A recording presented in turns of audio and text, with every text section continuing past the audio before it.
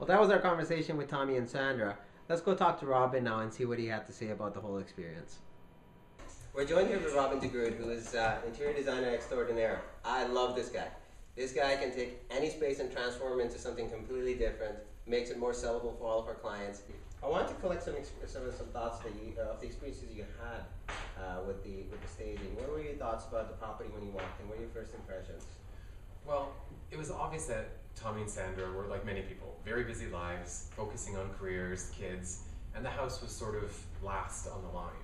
But as you know above anyone else, it can't be that way when you go to sell. That's correct. So everything really had to be addressed. And it wasn't through fault of their own, it was time for them to sell, and everything from A to Z had to be addressed in the house. So it was a big challenge.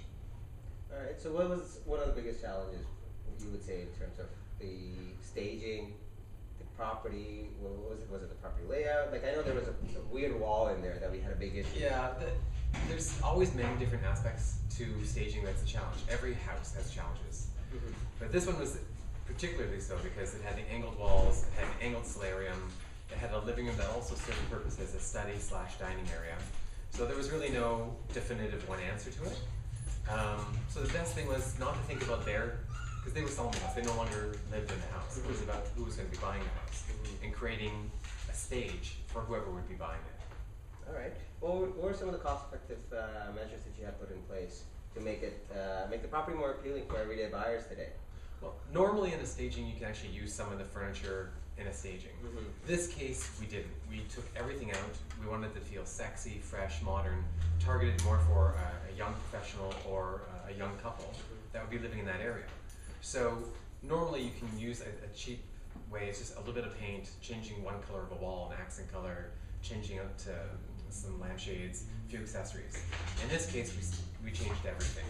So it was a little bit more than a normal staging, but some cost-effective aspects definitely was the paint, warming up the space a little bit, getting rid of the dark purple in the bedroom, the dark blue in the solarium, Oh yes. cleaning up the kitchen, and then editing out all the years of personal stuff and baby stuff. Yeah. Just that alone made a huge difference. So just run me through it. What did we do when we got into the property? Obviously, the viewers are going to be seeing pictures of the property as we did it afterwards, and there's some before pictures as well. And there's quite the transformation.